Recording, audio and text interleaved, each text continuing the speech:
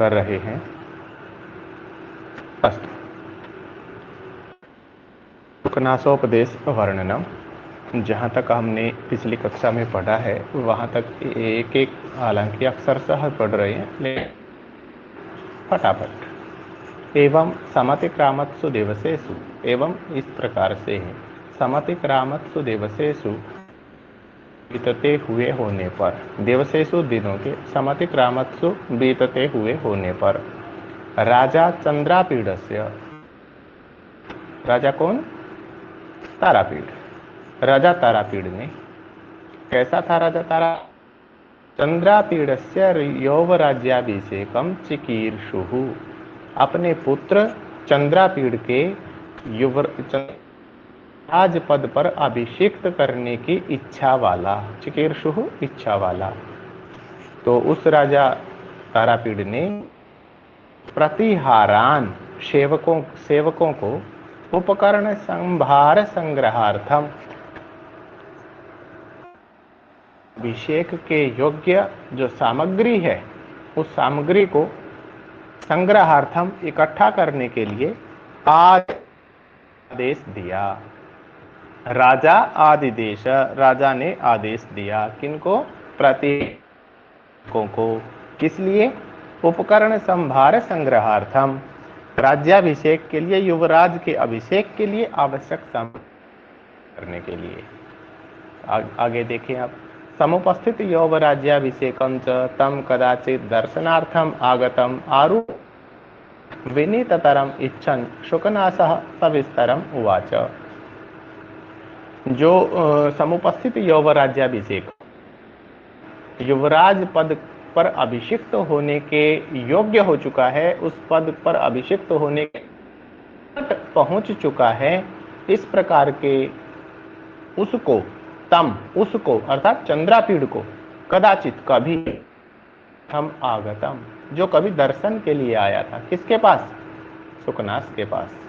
तो दर्शन के लिए आए हुए को, और जो विनीत है, जो विनय से युक्त है, विद्या ददाति विनयम, जो विनयशील है, इस प्रकार के उसको भी क्षण और ज्यादा विनयशील बनाना चाहते हुए शुकनास,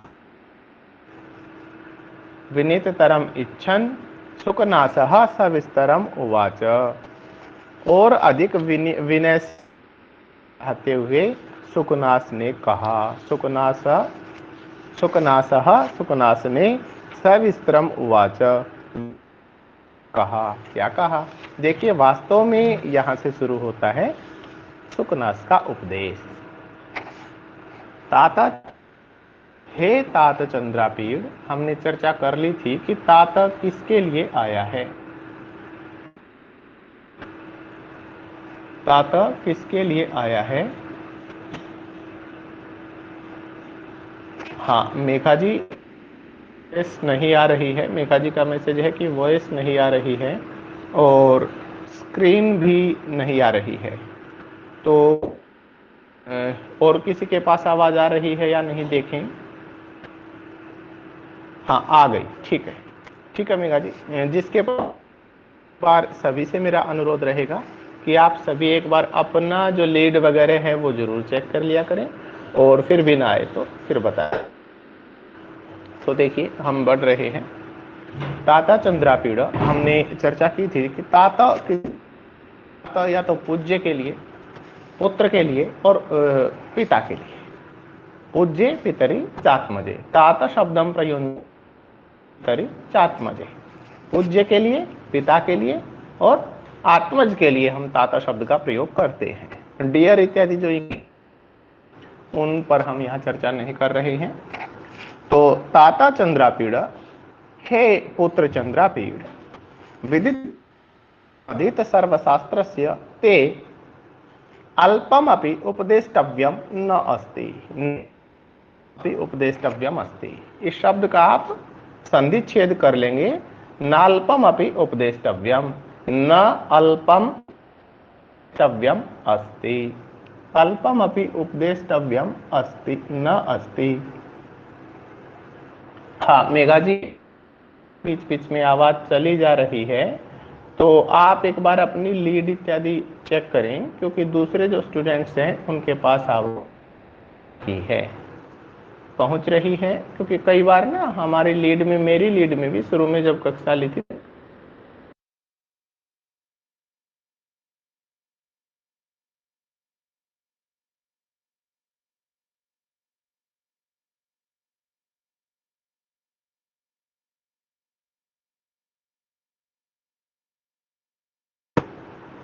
तो आवाज में कुछ दिक्कत है, तो मैं भी टाइम टू टाइम चेक कर रहा हूँ। तो इसलिए सभी जो संस्कृत मित्र जुड़े हुए हैं, अनुरोध है कि वो भी अपनी आवाज को टाइम टू टाइम चेक करते रहें। अब फिर दिक्कत मेघा जी, ठीक है, चलिए हम आगे बढ़ रहे हैं। ताता चंद्रापीड़, हे पुत्र चंद्रापीड़, विदित वेदित विदित सब कुछ जानने वाला, जान चुका है, जो वेदितव्य जो जानने योग्य है, अर्थात जानने योग्य को जो आप जानने वाले हो, जो कुछ जानना है जानने को जान चुके हो, और अधीत सर्वशास्त्रस्य, और सभी शास्त्रों को आप पढ़े हुए हो, इस प्रकार के ते अल्पमपि उपदेष्टव्यम न अस्ति, थोड़ा भी उपदेश देने योग्य, थोड़े से भी इस योग्य नहीं है कि आपको अल्प मात्र भी उपदेश दिया जाए, कतई आवश्यकता नहीं है। लेकिन फिर भी केवल अंचन, और केवल स्वाभाविक रूप से ही अभानुभेद्यम हरत्नालोक छेद्यम प्रभापनेयम अतिगहनम यौवन प्रभवम तमः, तमो यौवन प्रभवम, यौवन प्रभवम तमः, यौवन प्रभवम युवावस्था से उत्पन्न, तमः अति गहनम बहुत गहन है, बहुत गहरा है।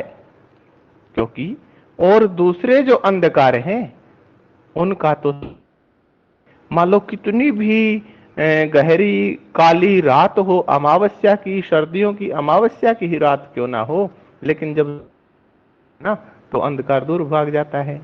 सूर्योदय ना हो तो भी हम बैटरी से, ट्यूबलाइट से, दीपक से, है ना, अंधकार को कर लेते हैं।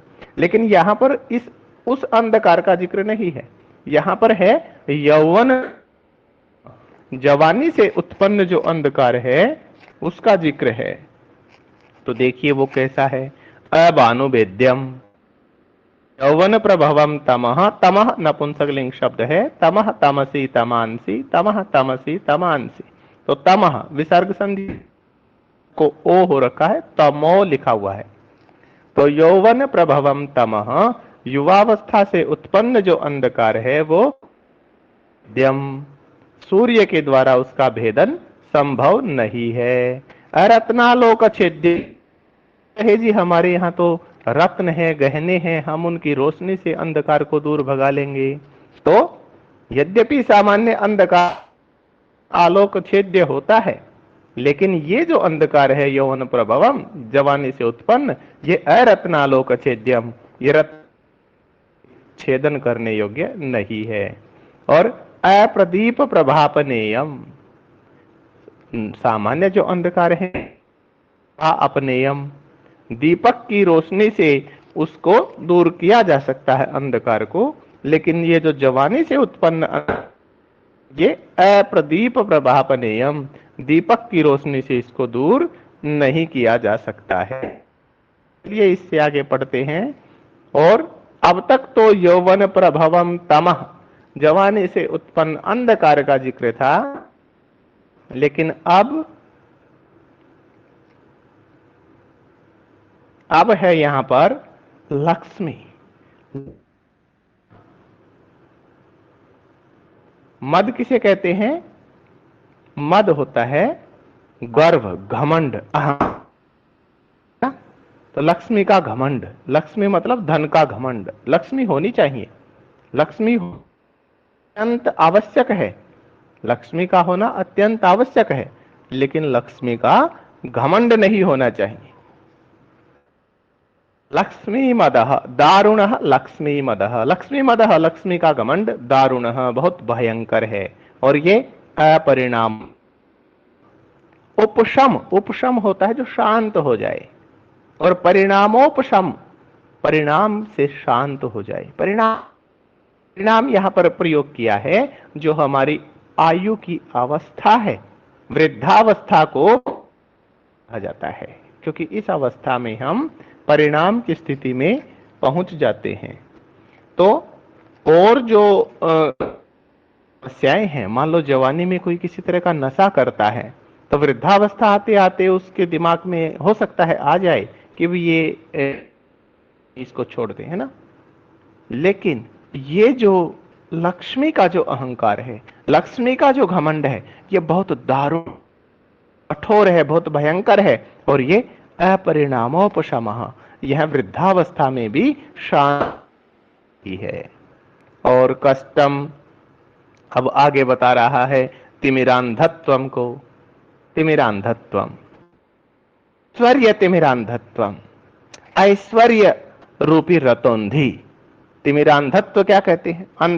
तिमिर, तिमिर और अंधकार से अंधापन। अंधकार से अंधापन कौन सा होता है? एक रोग होता है रतौंधी, कहते हैं विटामिन ए की कमी से होता है ना।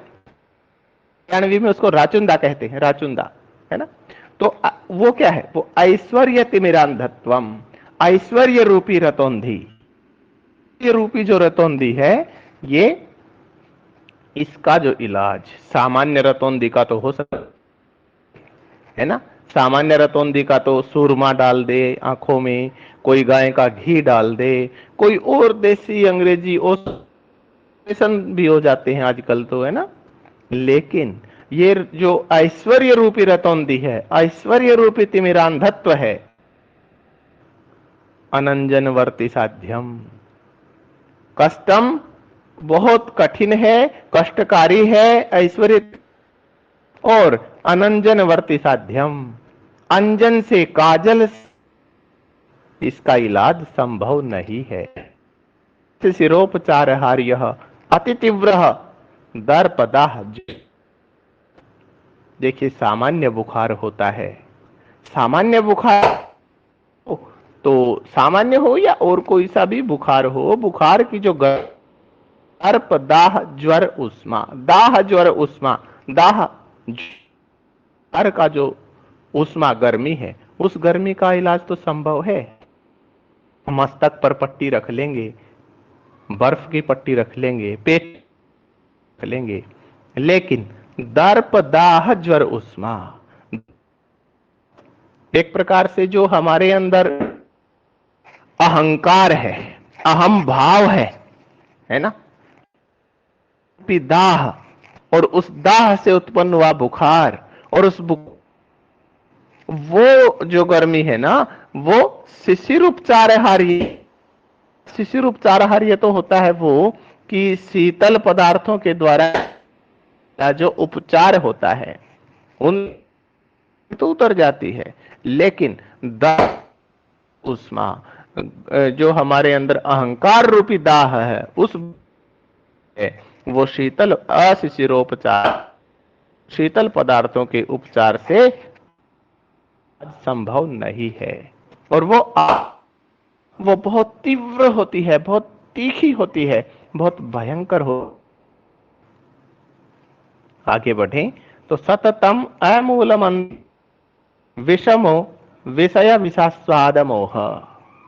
आप देखें या विष आस्वाद मोह, विषय को छोड़े, पहले जहर का किसी ने आस्वादन कर लिया, का आस्वादन, जहर को किसी ने खा लिया, निगल, तो जहर का आस्वाद किसने ले लिया तो उससे मूर्छा, जो उसका तो हो सकता है कोई मोटी औषधि दवाई से इलाज कर दे, उसका तो इलाज संभव है।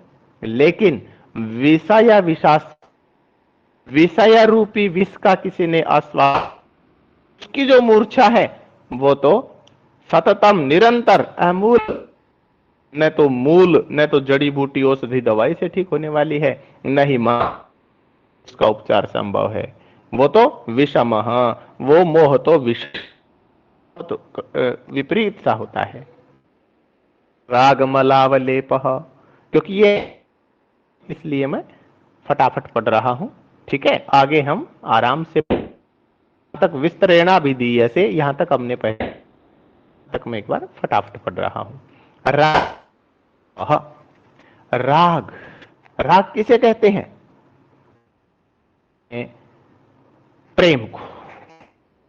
हमारा किसी के प्रति भी किसी भी तरह से कोई विषयों का जो राग है उसको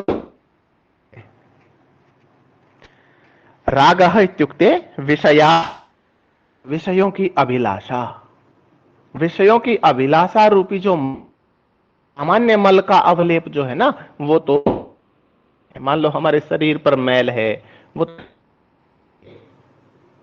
स्नान शौच, हम स्नान करेंगे तो धुल जाएगा।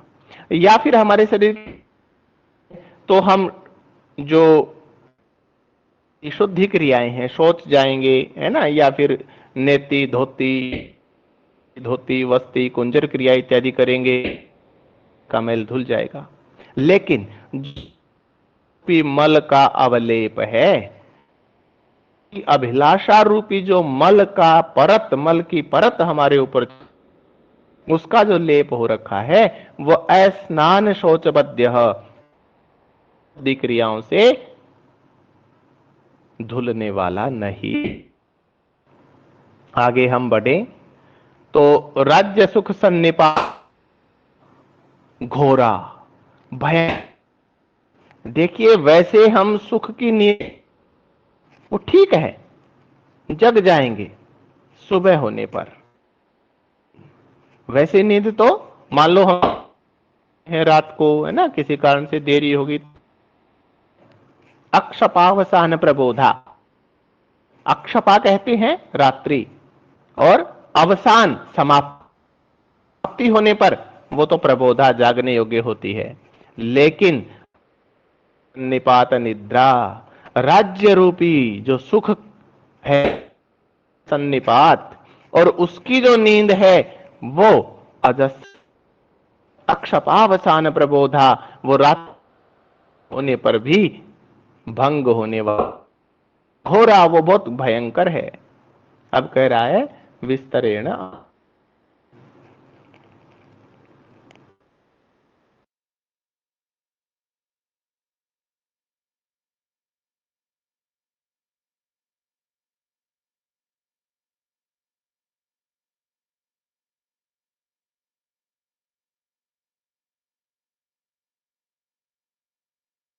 हाँ जी चलिए, विस्तरेण अभिधीयसे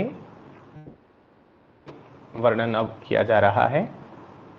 अब तक तो क्या आया है ना, और यहां तक हमने पहले पढ़ा, तो हम आगे पढ़ रहे हैं। गर्भेश्वर अभियौवन अभियौवनवत अभियौवनत्वम गर्भेश्वरत्वम, क्या क्या होता है? गर्भेश्वरत्वम का मतलब है जैसे आजकल चला हुआ है राजसत्ता का, किसी का बच्चा जन्म ही हुआ है, मैं बिल्कुल क्लियर करूंगा, बच्चे का मान लो जन्म ही हुआ है, ही कोई ये सिद्ध हो जाए कि भी ये तो राजा बनेगा, है ना, गर्भेश्वरत्वम, रत्वम गर्भेश्वरत्वम, जात जन्मजात कोई राजा पता, तो वो भी एक अच्छी बात नहीं है। गर्भेश्वरत्वम, और अभी यौवन, बिल्कुल ताजा ताजा नई तो होती हुई जवानी, और त्वम ऐसा रूप जिसकी कोई प्रतिमा ही ना हो और दूसरी प्रतिमा ही ना हो, वैसा और एम त्वम मानुषी, मानवीय शक्तियां ठीक है, मानवीय शक्तियों तक कोई सही है, लेकिन मानवीय शक्तियां जिसके पास हों। च इति महति इयम खलु अनर्थ परम, यह सारी की सारी महती बहुत बड़ी बहुत भारी अनर्थ परंपरा सर्व सारी अनर्थ परंपरा है, अनर्थ के लिए परंपरा है।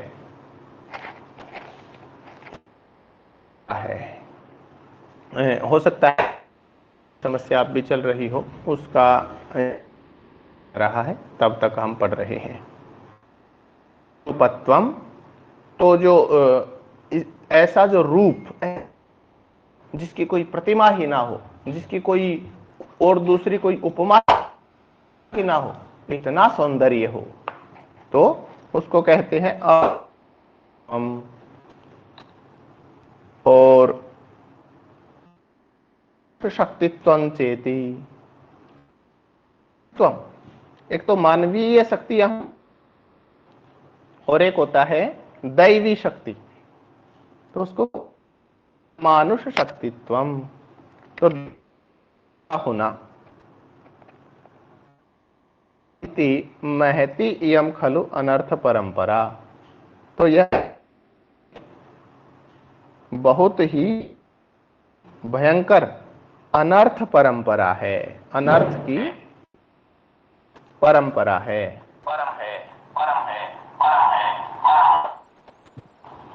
हाँ जी, एक मिनट अभी।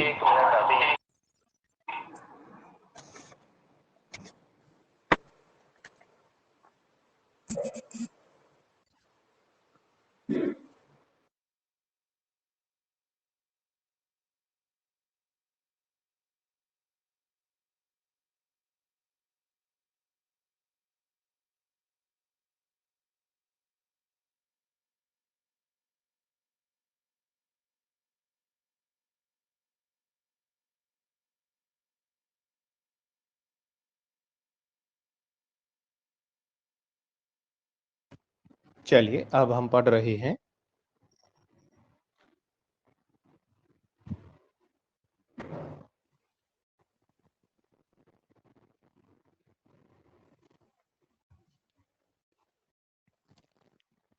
गर्भेश्वरत्वम, अभियौवनत्वम, अप्रतिम रूपत्वम, अमानुष शक्तित्वं च इति महतीयम खलु अनर्थ परंपरा सर्वा।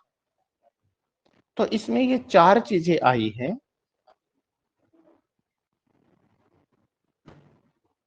गर्भेश्वरत्वम, जन्मजात किसी का राजा बनना, अर्थात जन्मजात राजपना जिसके अंदर होना, और अभिनव यौवनत्वम, नई नई किसी के अंदर जवानी आना, बिल्कुल नव यौवन, और अप्रतिम रूपत्वम, जिसका सौंदर्य इतना हो, इतनी सुंदरता कि जिसकी कोई प्रतिमा ही और दूसरी ना हो, और अमानुष शक्तित्वम, दैवी शक्तियों से युक्त होना। महती इयम खलु अनर्थ परंपरा सर्वा, यह सारे की सारी बहुत भारी अनर्थ की परंपरा है। यही बात हितोपदेश में भी आई है, यौवनम धन संपत्ति प्रभुत्वम अविवेकिता एकैकम अप्यनर्थाय किमु यत्र चतुष्टय। बर्बाद चमन को करने को बस एक ही उल्लू काफी है, हर शाख पे उल्लू बैठा है, न जाने गुलिस्ता क्या होगा, है ना। तो ये पूरी की पूरी अनर्थ परंपरा है। और देखिए आगे, अविनया नाम एकैकमपि एषाम आयतनम किम उत समवायः, यही बात कह दी, हितोपदेश वाली बात यहां भी कह दी। अविनया नाम एकैकमपि एषाम आयतनम, अविनयों का आयतन क्या होता है? आयतन होता है स्थान, जैसे आलय, देवालय, देव का लय, विद्यालय, विद्या का आलय, आलय मतलब विद्या का स्थान। विद्यालय में हम क्या करते हैं? विद्यालय में केवल और केवल विद्या का काम होता है, ठीक है। वहां पर जो भी है, चाहे अध्यापक है चाहे विद्यार्थी है, सब विद्या के लिए वहां पर है, पढ़ने के लिए कोई, कोई पढ़ाने के लिए। तो उसी तरह से आयतन, आयतन एक प्रमुख स्थान। अविनया नाम, गढ़, आयतन मतलब गढ़, बिल्कुल वहां पर किसका गढ़? यहाँ पर अविनयानाम, ये इनमें से एक एक भी, अविनयानाम एकैकमपि एषाम आयतनम, इनमें से एक एक भी अविनयों का आयतन है। विनय क्या, अविनय क्या होता है? विद्या ददाति विनयम, विद्या विनय देती है ना। तो विद्या से विपरीत, विनय के विपरीत जो होता है वो अविनय होता है। तो इनमें से एक एक भी अविनयों का आयतन है। किम उत समवाय, और फिर क्या कहना जहां चारों ही हो जाए, क्योंकि यहां पर तो युवराज के अंदर, चंद्रापीड़ के अंदर, चंद्रापीड़ के पास चारों ही स्थितियां हैं, क्योंकि वह गर्भेश्वरत्वम भी उसके अंदर है, वही राजा जन्मजात है, और अभिनव यौवनत्वम, नई नई जवानी भी है, अप्रतिम रूपत्वम, बहुत सुंदर भी है, और दैवी शक्तियां, अर्थात राजा के पास तो दैवी शक्तियां होती है, राजा को वैसे भी देवताओं का अंश भी माना जाता है, और राजा के पास मानुषी शक्तियों से बढ़कर दैवी शक्तियां भी होती हैं।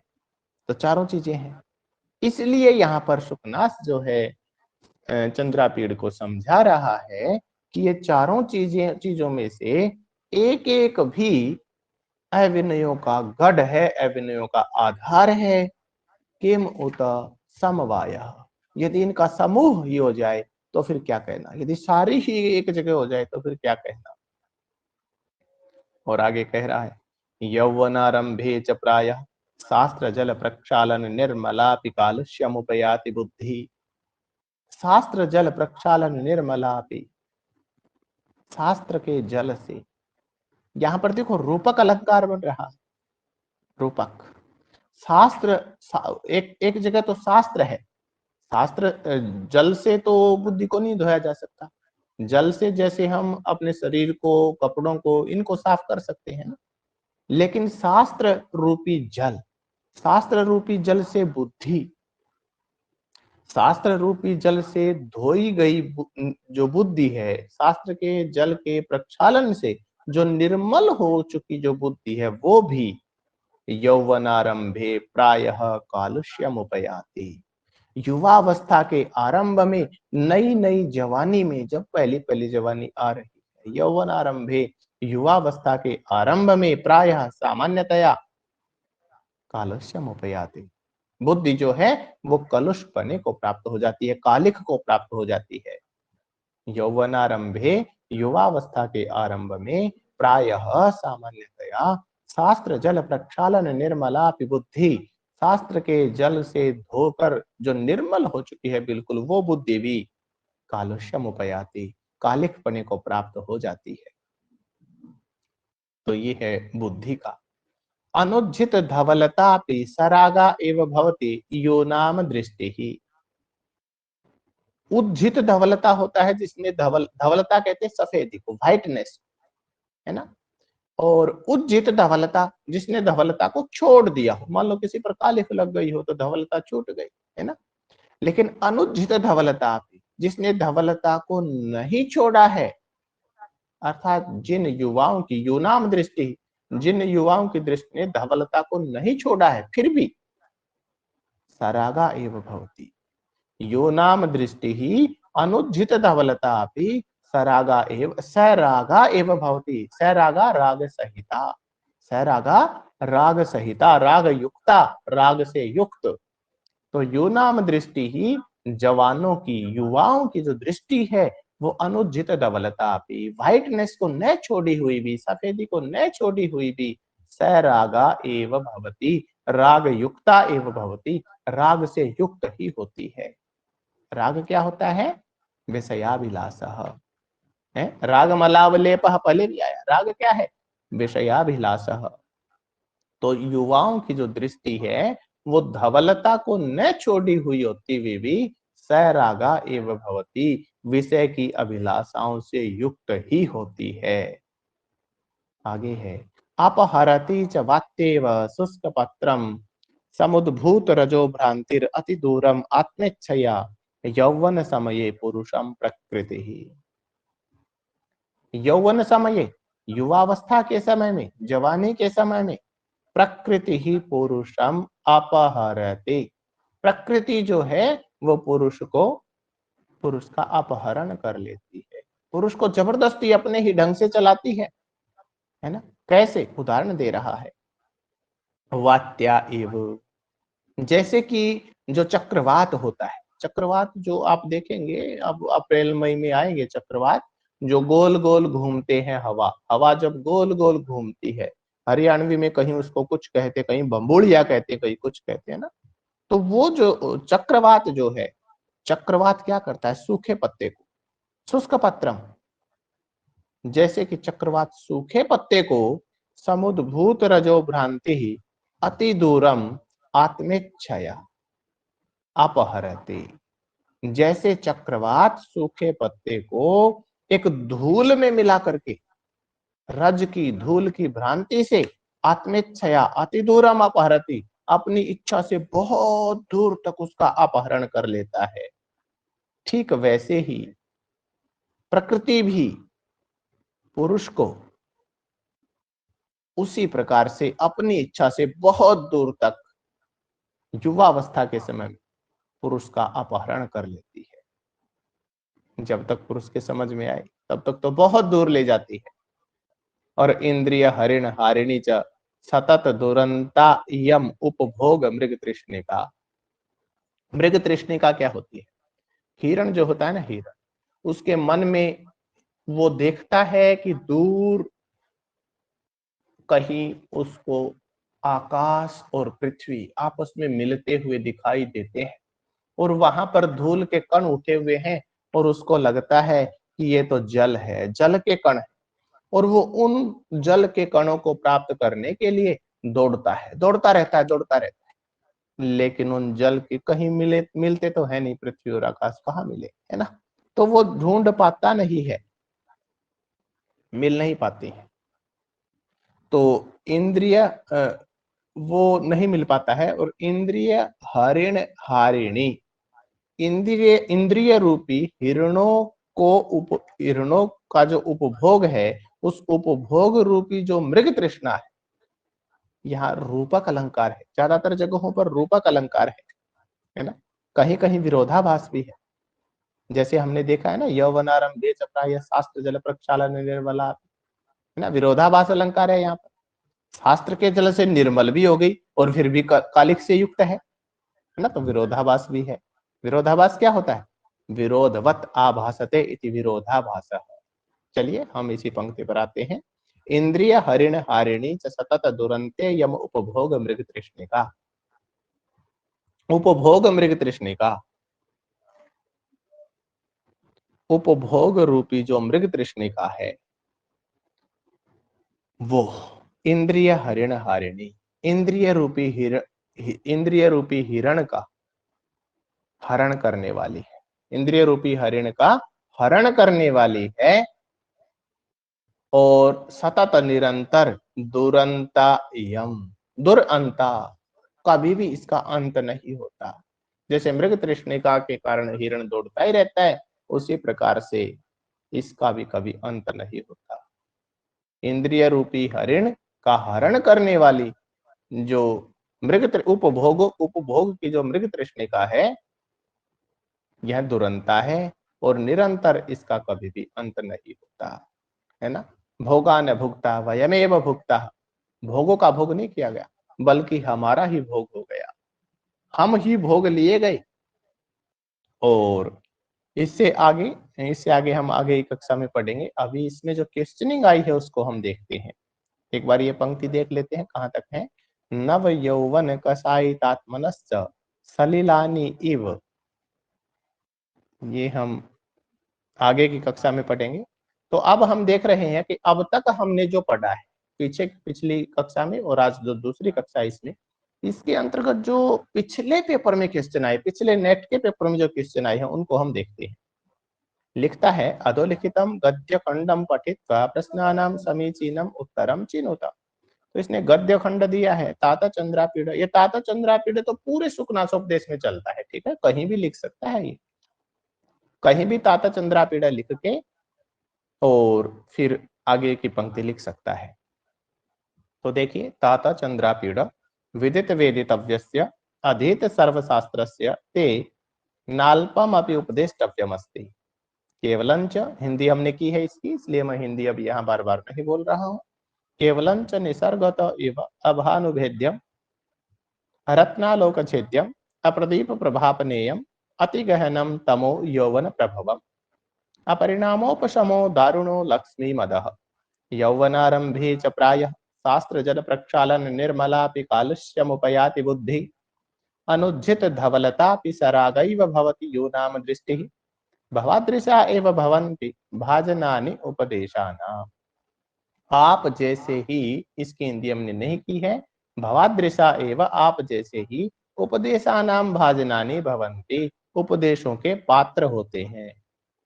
अपगत मले ही मनसी, अपगत मले ही मनसी, जिसका मैल धुल गया है उस मन में ही निर्मल मन जन सो मोहि पावा मोहि कपट छल छिद्र न भावा, गोस्वामी तुलसीदास भी कहते हैं। तो अपगत मले ही मनसी, जिस मन का मैल धुल गया है, छूट गया है, उसमें स्फटिक मणौ इव रजनी कर गभस्तयो विशंति सुखेन उपदेश गुणा। इसका मन निर्मल है, उसमें जैसे कि स्फटिक मणि में जो चंद्रमा की जो किरणें हैं वो बिल्कुल उसके अंदर फिट हो जाती है, उसकी है। ठीक उसी तरह से जिसके मन का मैल धुल गया है उसके अंदर उपदेश के गुण सुखेन विशंति, सुखपूर्वक प्रवेश कर पाते हैं। सरस्वती परिगृहीतम ईर्ष्या एव ईर्ष्या इव नालिंगति जनम गुणवंतम अपवित्रम इव न स्पृशति उदार सत्वम अमंगलम इव न बहुमन्यते इति शुक्नासोपदेशम श्रुत्वा राजकुमारो अतितराम धर्जितः। देखिए प्रश्न है, उपदेश कस्य मनसि सुखेन प्रविशन्ति, उपदेश किसके मन में सुख पूर्वक प्रवेश करते हैं। यद्यपि उत्तर बिल्कुल क्लियर लिखा हुआ है अलग से, लेकिन फिर भी हम चर्चा कर रहे हैं। मल रहिते मनसि राजकुमार मनसि श्रद्धालु जनस्य मनसि शिष्य मनसि। तो देखिए इसमें यहाँ क्लियर आया है, अपगत मले ही मनसि स्फटिक मणौ इव रजनीकर गभस्तयो विसंति सुखेन उपदेश गुणा। तो अपगत मले ही मनसि, अपगत मले मनसि अर्थात जिस मन से में मैल नहीं है, मल रहिते मनसि, तो मल रहिते मनसि इसका आंसर है, उत्तर है। इससे आगे हम देख रहे हैं,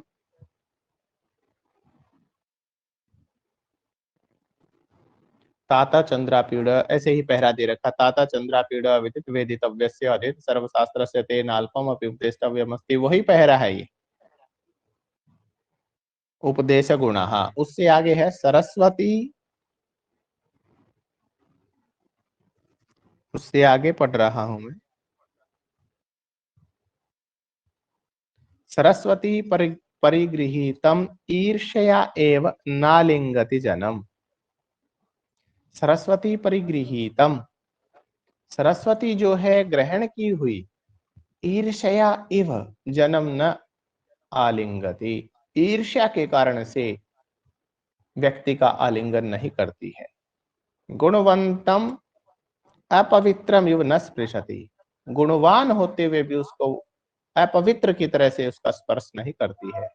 उदार सत्वम अमंगलम इव न बहुमन्यते, और उदार और सत्व होते हुए भी अमंगल की तरह से उसको अच्छा नहीं मानती है। इस प्रकार से सुखनाश के उपदेश को सुनकर राजकुमार अत्यधिक प्रसन्न हुआ, अत्यधिक उपकृत हुआ। तो राजलक्ष्मी ही सरस्वती परिगृहीतम जन्म केन कारणेन न आलिंगति ईर्ष्या, स्पष्ट आया है परिगृहीतम ईर्ष्या एव नालिंगति जन्म। हो सकता है एक आध प्रश्न और आगे से आया हुआ हो जो हमने आज की कक्षा में ना पढ़ा हो, तो वो आगे पढ़ लेंगे, क्योंकि ये पेपर में आए हुए थे तो इसलिए इस कक्षा में एक साथ ऐड हो गए हैं। ठीक है, आगे बढ़ते हैं, इसलिए आज इन प्रश्नों को हम कर ही लेते हैं, आगे पढ़ेंगे तो भी हमारे काम आएंगे। ताता चंद्रापीड़ विदित वेद, वही पहरा है ये, अपगत मले मन से सुखेन उपदेश गुण सरस्वती परिगृहीतम ईर्ष्या एव नालिंगति जनम गुणवंतम अपवित्रम न स्पृशति पवित्रमेव न स्पृशति, वही पैरा है। तो एषः आदेशः कस्मै प्रदीयते, यह आदेश किसको दिया जा रहा है? हमें पता है कि इस उपदेश को, इस आदेश को दे रहा है सुकनास, और किसको दे रहा है? चंद्रापीड़ को दे रहा है। तो चंद्रापीड़ आया है ना, उससे आगे है परिगृहीतम, वही प्रश्न है, यूनाम बुद्धि कदा कालुष्यम उपयाति, हमने पढ़ा है यौवनारंभे, यूनाम बुद्धि कदा कालुष्यम उपयाति, युवाओं की बुद्धि कब कलुषपने को प्राप्त हो जाती है। तो पहला पूरा हम पढ़ेंगे, उसमें आता है, क्योंकि यहाँ केवल 2 ही लाइन दी है। तो यौवन के आरंभ में युवाओं की बुद्धि कालुषपने को प्राप्त हो जाती है। हमने पढ़ा है शास्त्र जल निर्मला कालुष्यम उपयाति बुद्धि यौवनारंभे, है ना, इसको हमने पढ़ा है। तो यौवनारंभे आंसर बनेगा। इस तरह से इसमें से प्रश्न आए हुए। ऐसे ये पहरा है। और अस्मिन गद्य खंडे कह उपदेशति, कौन उपदेश देता है? सुकनास उपदेश देता है। तो इस तरह से कादम्बरी में से प्रश्न आएंगे। हमें इस तरह से इन प्रश्नों को तैयार करना है, और ये कक्षा यही पूर्ण होती है। हम